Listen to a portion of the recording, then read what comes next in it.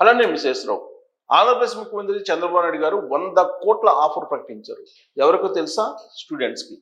ఎవరైతే Nobel prize గెలుచుకుంటారో వాళ్ళకి 100 కోట్లు ఇస్తానని చెప్పి ఆయన ఆఫర్ ప్రకటించేశారు.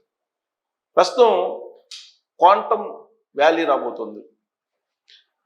సిలికాన్ వ్యాలీ ఏ విధంగా అయితే అమెరికాలో ఉందో అదే తరహాలో క్వాంటమ్ వ్యాలీ అమరావతిలో రావాలి అని చెప్పి ఆయన సంకల్పించారు. ప్రపంచవ్యాప్తంగా సిలికాన్ వ్యాలీ అంటే తెలుసు, అది అమెరికాలో ఉంటుందని తెలుసు.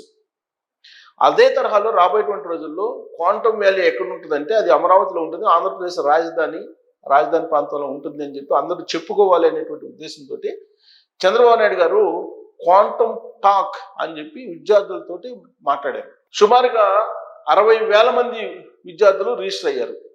వాళ్ళతోటి క్వాంటమ్ టాక్ అనేటువంటి ఒక కాన్సెప్ట్ తోటి క్వాంటమ్ టెక్నాలజీ రాబోయేటువంటి రోజుల్లో ఏ విధంగా మిరాకిల్స్ సృష్టించబోతుంది, క్వాంటమ్ టెక్నాలజీ ఏ విధంగా ఉండబోతుంది అన్ని రంగాల్లో అనేటువంటి విషయాన్ని షేర్ చేసుకున్నారు విద్యార్థులతోటి. ఆ సందర్భంగా విద్యార్థులకి ఇచ్చినటువంటి ఆఫర్ 100 కోట్లు.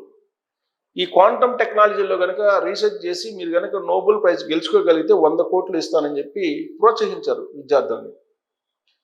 రాబోయేటువంటి రోజుల్లో క్వాంటమ్ టెక్నాలజీకి హబ్గా ఆంధ్రప్రదేశ్ మారాలి, క్వాంటమ్ వ్యాలీగా అమరావతి ఉండాలి అని అంటే ఆ దిశగా విద్యార్థులు దీని మీద అవగాహన కలిగించుకోవాలి, అవగాహన పెంచుకోవాలి అనేటువంటి ఒక దిశానిర్దేశం చేశారు ఆంధ్రప్రదేశ్ ముఖ్యమంత్రి. యాక్చువల్గా క్వాంటమ్ మిషన్ అనేది భారత ప్రభుత్వం అమలు చేస్తుంది. దాంట్లో భాగంగానే క్వాంటమ్ వ్యాలీ కేంద్ర ప్రభుత్వం ప్రకటించినటువంటి కాన్సెప్ట్ని ముందుగా అందిపుచ్చుకుంది చంద్రబాబు గారు. మరి ఏ రాష్ట్రంలో కూడా క్వాంటమ్ టెక్నాలజీకి సంబంధించినటువంటి ప్రమోషన్స్ జరగట్లేదు, ఒక ఆంధ్రప్రదేశ్లోనే జరుగుతుంది.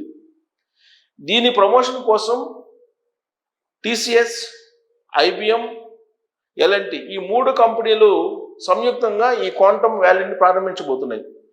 మరి కొన్ని రోజుల్లోనే 2026 జనవరిలోనే ఈ క్వాంటమ్ వ్యాలీని ప్రారంభించబోతున్నారు, క్వాంటమ్ టెక్నాలజీని ప్రారంభించబోతున్నారు.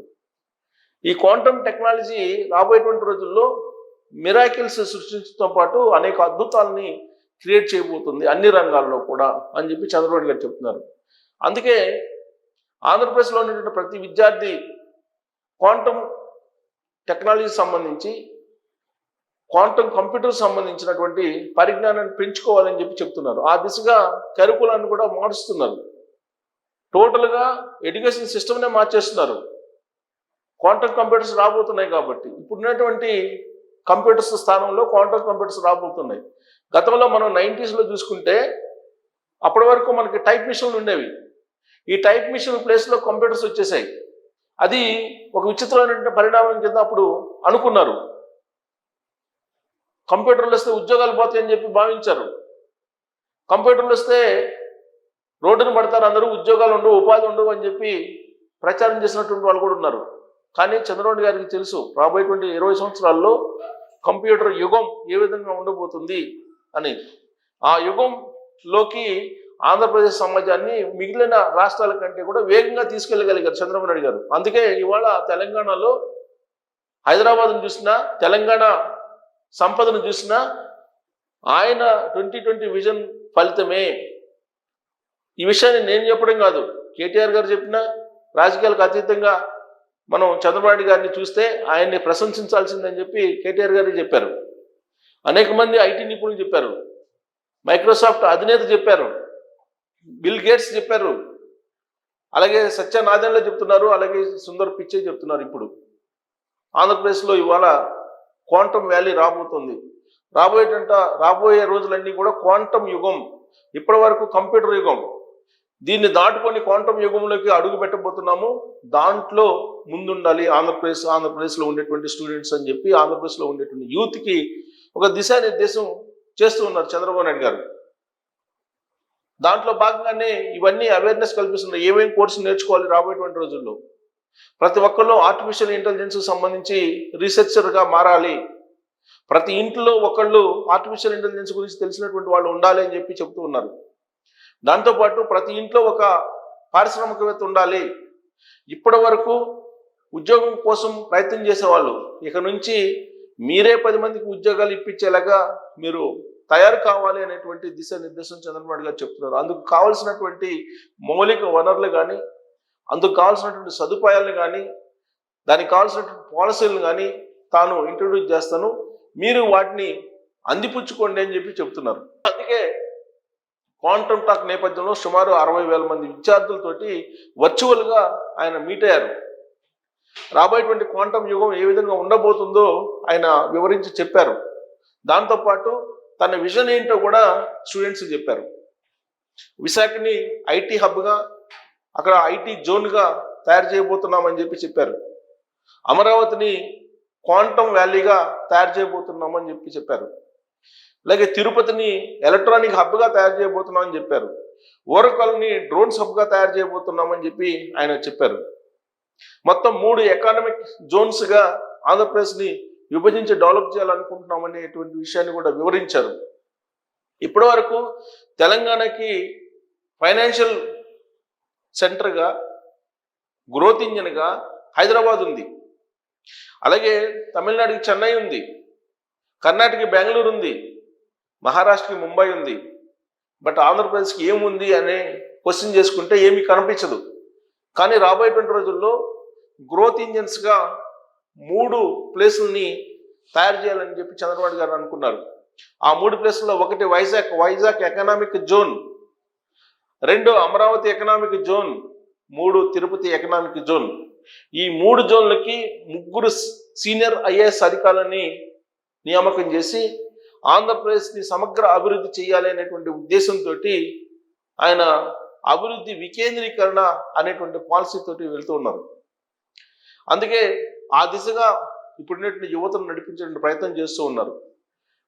స్కిల్ ఆడిట్ చేశారు, నైపుణ్య యాప్ను తయారు చేశారు, కౌశలమైనటువంటి ప్రాజెక్ట్ ద్వారా ఎగ్జామ్స్ పెట్టి వాళ్ళకు ఉండేటువంటి అర్హతలు ఏంటి, వాళ్ళకు ఉండేటువంటి స్కిల్ ఏంటి, క్వాలిఫికేషన్స్ ఏంటి, ఇవన్నీ చూసిన తర్వాత ప్రభుత్వమే రికమెండ్ చేస్తుంది ఏ కంపెనీలో మీకు అవకాశాలు ఉన్నాయి, ఏ కంపెనీకి వెళ్తే మంచి ప్యాకేజ్ వస్తుంది అనేటువంటి సజెషన్స్ ఇస్తూ ఉంది.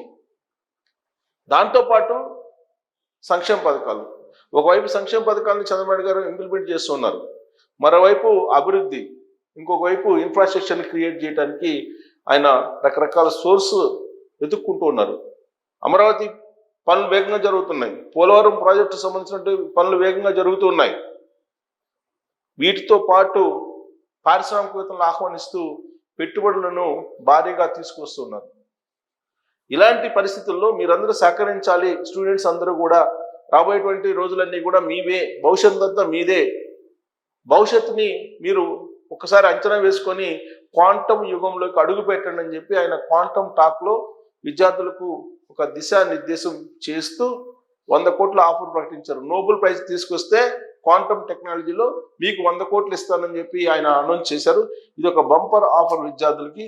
సో క్వాంటమ్ టెక్నాలజీలో, క్వాంటమ్ వ్యాలీలో ఎవరు ముందుండి నోబెల్ ప్రైజ్ తీసుకొస్తారో వాళ్ళకి 100 కోట్లు చంద్రబాబు గారు ఖచ్చితంగా ఇస్తామని చెప్పారు. కాబట్టి సో దాని మీద రీసెర్చ్ ఎవరైనా చేయొచ్చు.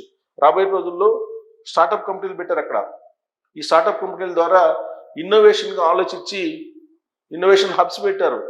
ఇన్నోవేషన్గా ఆలోచించి అన్ని రంగాల్లో, వ్యవసాయ రంగంలో, అలాగే మ్యానుఫ్యాక్చర్ రంగంలో, ఎలక్ట్రానిక్స్ రంగంలో, ఇలా అన్ని రంగాల్లో కూడా ఆర్టిఫిషియల్ ఇంటెలిజెన్స్ని ఇంప్లిమెంట్ చేయడానికి క్వాంటమ్ టెక్నాలజీ ఉపయోగపడుతుంది. ఇంకొక వైపు డేటా హబ్ వస్తుంది వైజాగ్లో. ఇవన్నీ కూడా ఐటీని మరొక లెవెల్కి తీసుకెళ్ళడానికి అవసరమైనటువంటి ప్రాథమికమైనటువంటి వనరులు. వీటిని అందిపుచ్చుకొని క్వాంటమ్ యుగంలోకి అడుగు పెట్టండి అని ఒక దిశానిర్దేశం చంద్రబాబు గారు చేయటం దేనికి సంకేతం?